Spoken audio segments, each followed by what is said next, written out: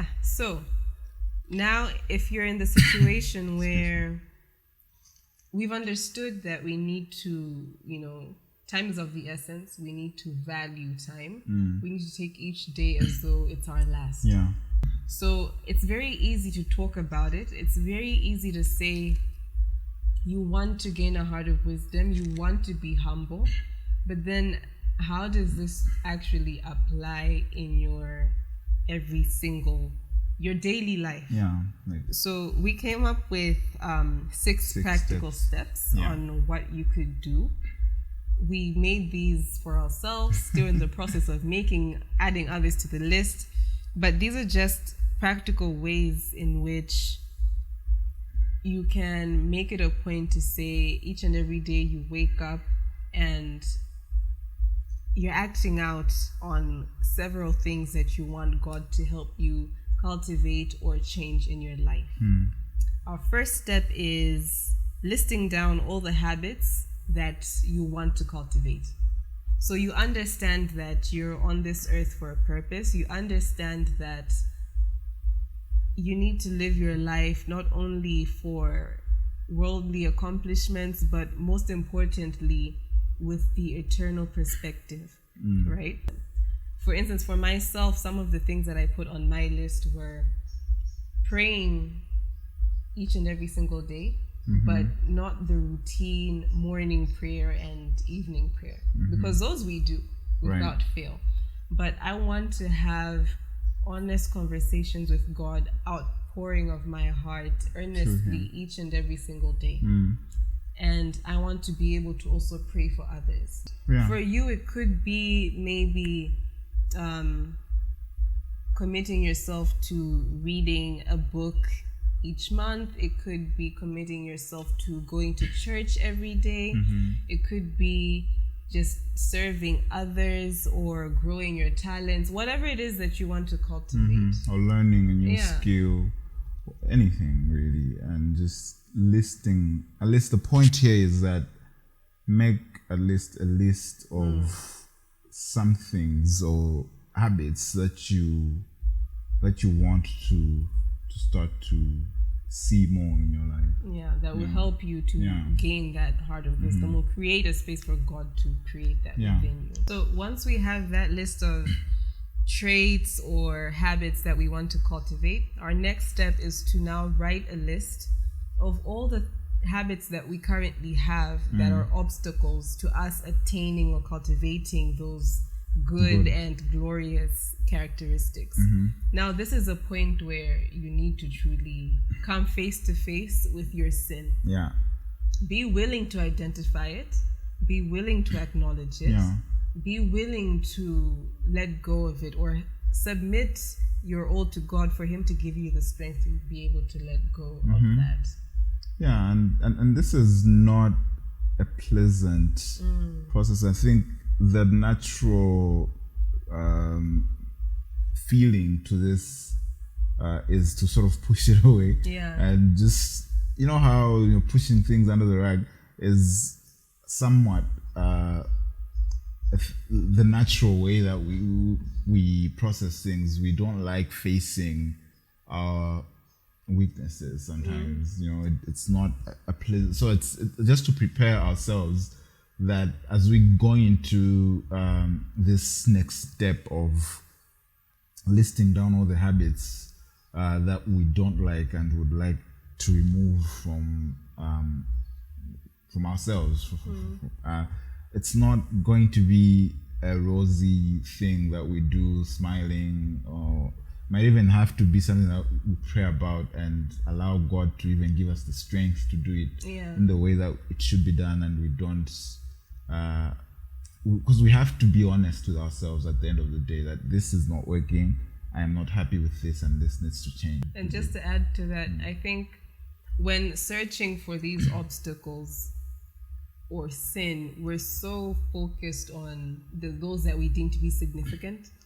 So that could be an addiction that you have, whether it's alcohol, whether it's pornography, whether it's you as a husband committing adultery in your marriage. any type of significant sin that you feel you'd be greatly shunned for. Yeah. But also pay attention to those small ones that we don't really talk about and we don't really identify as sin. Yeah. It's very important to be able to recognize those things so that you can practice, discipline in that area. And discipline is key. In fact, in fact, discipline is our third point, as you said. So intentional. So being intentional and committing yourself to being disciplined. I think one of our favorite preachers, Sylvester Braxton says, has this way he says, 80% of your success in whatever it is that you're doing, could be career, spiritual, whatever it is, success in whatever realm, 80% of that is just you showing up. So you deciding every day that no matter what, no matter the obstacles, no matter your feelings, the feelings are key. Like feelings are one of the greatest reasons why people don't commit to things, because you wake up today, I don't feel like doing this, I don't feel like studying, but you just committed to studying every morning. So just show up, show up. Got to do the rest. So it's a start. So that cultivating that discipline of showing up to the places where or to the activities, or to be committed to removing the habits that you said you remove, or cultivating the habits that, that's the first step that we said, where you've listed down all these things. So showing up to both of these steps and now starting to do the actual work that it requires for you to start to see these changes in your life. The great thing about God doesn't need much from us. Yeah. Literally get up and present yourself, show that commitment even when you don't feel 100%, even if you don't feel 10%, and he will do the rest. He just needs you to move a centimeter and he will take you miles away. If you practice that discipline on a daily basis, that will now birth desire. Our fourth point? Yeah, we've drawn on that one for too long. So you have the list of habits that you want to cultivate. You've drawn your list of habits that you currently have and are obstacles to this list of habits that you want to cultivate. You're intentional, you're disciplined, you're showing up every day. It's important that you do not neglect prayer and fasting during this time. Prayer and fasting is so important. You need to connect with God. You need to hear God speak to you. You need to allow the Holy Spirit to work in you. Now, you can understand in the life we live today, it's so busy. Fasting for me, if I'm fasting usually at work, it's challenging because you're constantly doing something, you're on to the next task, and your mind is not really focused on what it is. Really, what all I'm doing in that situation, if I'm to be honest, is depriving myself of food and praying during the slots that I should be praying. But am I meditating? Am I allowing God to speak to me? Not really. Because your voice is over. And fasting is just a situation where you deprive yourself of the things that you desire, the things that your flesh just craves for, to replace that with now God. Fill that space with the Holy Spirit so that you can get discernment, that you can get clarity. Your thoughts on prayer and fasting? No, you're right. I completely agree with what you're saying. The importance of spending time to just sort of seclude yourself from outside world. Like the noise and the busyness of daily activity, and just saying, I'm going to consecrate this space to focus on getting clarity of mind, getting guidance from God, getting the strength, the wisdom that I need for these things that I've just laid out that I want to do, and want to start to do better. I can assure you that it's going to be a huge plus and a huge bonus to now this stepping into this new body. Just into this new experience that you're planning out so well, but now you need the strength to propel you forward for success. That's, I think, do it with friends if you can. If you can, yeah. Have which brings us to the next point. I think also I can just the Go fifth on, point is find an accountability Yeah. partner. If it's not just, it could be anyone really. If you're married, it could be your spouse, it could be your best friend, it could be a circle of friends, it could be your mother, your father, your sibling, or if you wanted to be someone outside of that close-knit group, it could be someone whom you encounter at church, but you feel this spiritual connection with. Right. There are some cases, if it's your pastor, if it's just anyone, and someone whom you can truly be vulnerable with, someone whom you can confide in, someone whom you know will truly lift you up and intercede for you and hold you accountable. You're going to share these habits that you have that, you want to cultivate and the habits that you're trying to let go of. Yeah. Someone who will approach you with so much grace and compassion and won't judge you. I think that's key, Yeah, so the last part of someone who will, yes, hold you accountable, but at the same time will understand pretty much your growth curve, if that makes sense. Because sometimes we end up with this situation where people just want you from, okay, let's go from today, tomorrow, you're this. And then that could just lead you to places of frustration and just feeling like, oh, I can't even do this because I'm failing. So you want someone who understand that this is a process. This is a day-to-day process. No one is perfect. And, we're growing into this state that we have been called to.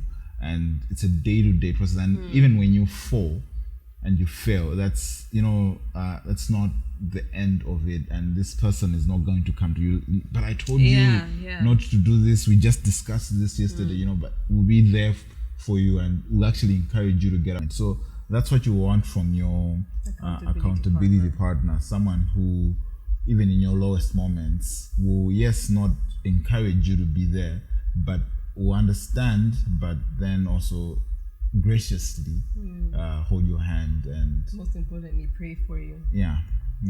Many times when we're going through seasons of change or seasons where we want to do better, sometimes we don't know how. I feel like we have to do it alone. God created us as beings that honestly rely on each other. He wants us to have such a close relationship and love and literally be your brother's keeper, your sister's keeper. So whatever situation or change that you could be experiencing, or even if it's nothing of the sorts, but just through the journey of life, have someone who you can sail through that with, someone who will intercede for you.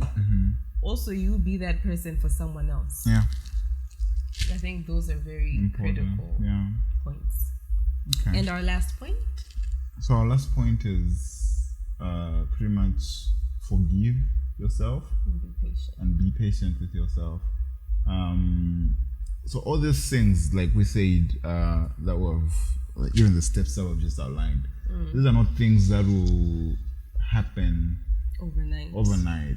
You're not going to wake up tomorrow and you have all your bad habits gone and you have all these habits that you desire to have in place and intact. That would be nice. It would be great. It would be really, really great. But that's not life. That's not how practical life works. These are things that will happen over time. These are things that you might have to try again and again. You might fall and you need the essence of it all. The key is your relentlessness. So continuing to stand up. That the famous proverb in, I don't know, I can't remember the actual text, but it says a just or a righteous man falls down 7 times, but he gets up again. So the only difference between someone who's right with God or who's righteous and someone who's not, the difference is not in whether or not they fall. Like the text is clear, they both fall. A righteous man falls, and he falls down 7 times. And if you know like symbols and all that, if you know what 7 means in the Bible, completeness, there are 7 days in a week, so it's a complete week, and there are all these other 7s that signify completeness in the Bible. So what Solomon was pretty much saying is he falls down, and he falls down completely. We're talking about a rake. If you were building a house, the whole thing is down to the floor, like to the root. It's completely falling. Okay, but what happens when he does that? He gets up. So the only difference is that this guy, when he falls, he does not stay to the ground, because if you stay, then you have admitted that you're a failure and you're fallen and you're that. But each time you are knocked down, you keep getting back up again, and that pretty much is what would separate you from the rest. It's very important. It's great to acknowledge when you've made a mistake. Yeah. When you've done something shameful, but don't make that define you. You're not a mistake. That is not who you are. Yeah. And the moment we start seeing ourselves like that, that is the enemy's weapon. He knows our weaknesses. He knows our struggles way better than we know them, which is why it's very important for you to be self-aware. Yeah. Because if you don't know it yourself, then you cannot stand. Yeah. But also, most importantly, you can't do it on your own strength, with your own strength. You need God, God to assist you. So when you feel like you've hit a low moment, let's say if you're trying to overcome drinking alcohol, you happen to have a drink, it's fine. Keep it pushing. Move. Go back to God. Trust me, he doesn't. He's not counting. He's not counting how many drinks you have had. Yeah. He's just waiting on you to come back. Right. The key there is identifying mistakes as just that, mistakes, and not identifying mistakes as now you. You know, like internalizing that, like, oh, now, okay, I knew this is never going to work. Who am I? Might as well just... Yeah, this is who I was created to be. Yeah, so I place your shortcomings and your mistakes, which are bound because we're human. They're going to happen. No one should lie to you that once you choose and then, it's all the way to glory. They're going to happen, but where do you place those mistakes? It's important and it's key, You'll find that as you are recovering from, or maybe it could be an addiction, as you're starting, it's very difficult. Like you find that you commit today and maybe you fall tomorrow, and then you get up, you fall again the other day, you get up. Keep getting up. That's what we're saying. Keep getting Just up. show up. And show up. And you see that the space between your falls will start widening. Yeah. Bit by bit. So at the start it used to be you drink today, you commit back to God in the evening. Tomorrow you're back at the bar, you drink. The other day, it's daily, and then you see it's a week. You're able to not drink for a week, and then it's a month. And then guess what? One day it is actually possible that you're going to stand up from getting down and you never fall again. And that doesn't mean that because you have other battles that you also need to start fighting now. Maybe there's something else that you need. And that's how we move from what scripture calls glory to glory. So we're moving from this glory and we're moving to the next. And and perfecting our own selves as well, preparing for his coming. Yeah. So those are the 6 points. Firstly, list down the habits you want to cultivate. Teach us to number our days so that we may gain a heart of wisdom. How do I gain a heart of wisdom? What am I doing today? What do I need to do to gain that heart of wisdom? Today. For me to value and utilize each day that God has blessed me with to the fullest. Once you have that, now look back and say, as I am today, look at yourself in the mirror and be transparent. the individual who I am today, the habits that I have, and what I want to be. What is stopping me from being that? Right. Ensure that you have you're intentional in your decisions. The choices you now choose to make each and every day must be in accordance with the list that you made of things so that you're you showing want up to each cultivate. day. Make that a discipline. That discipline, surely enough, will turn into a desire. Yes. Once you have that, pray and fast over it. Very important. Yeah. If you want to pray over a period of a week over that list, do so. If you want to pray monthly, do so. If you need friends to join you in, do so. Have your accountability partner. That is very important. Life is very sorrowful if you walk it alone. Have that circle of friends. Build that circle of trust. Be that friend for somebody else. Right. That's very important. It's so easy to say what you want in others. Oh, this person doesn't need this criteria for you. What do you give? Yeah, right. And what you also need to do is to ensure that... so you forgive yourself. Yes, you forgive yourself. You forgive and you forgive yourself and you're patient with yourself. Patient, Those are very important.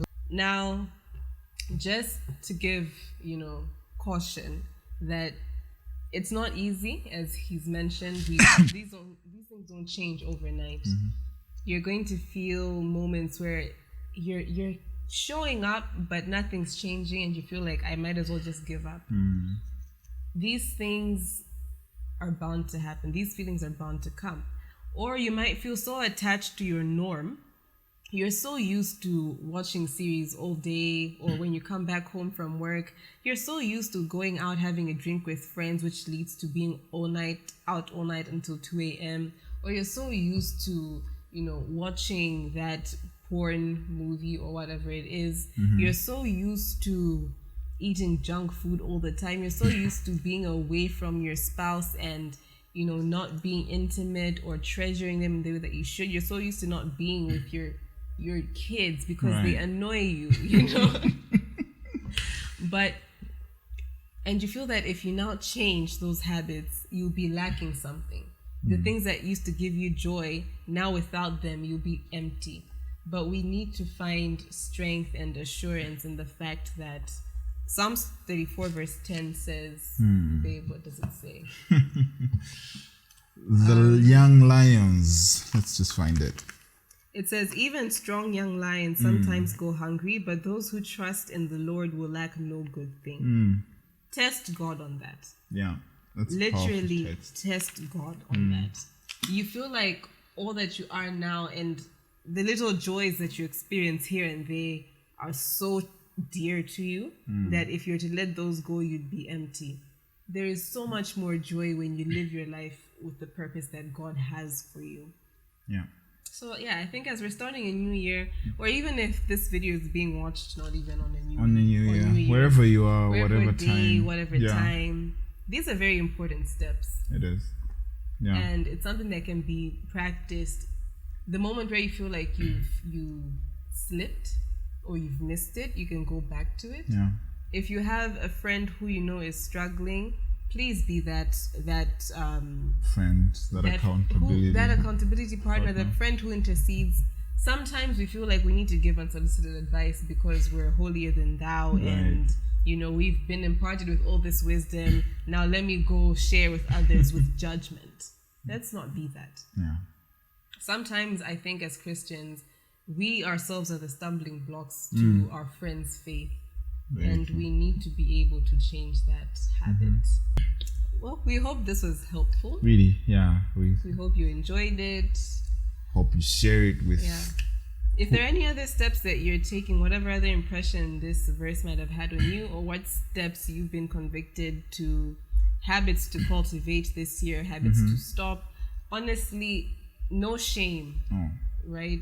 Sharing your struggles, sharing the victories you've had over your struggles helps to empower and just give strength to the faith of the one who may be lacking it. So you want to share it in the comments. Please do so. We want to hear from you. It might also help us, honestly. Yeah, definitely. I'm very ready. I'm cultivating a teachable spirit. So share whatever it is that you've heard from the Lord through this text or whatever steps you are taking, whatever struggles you may be having, whatever it is, man. This is just this open space, no judgment, nothing at all. Just that's what we're trying to create here at the end of the day. Yep. So subscribe, like, share if you've not already, and see you guys in the next video. Thank you so much for joining. Thank you. Bye. Bye.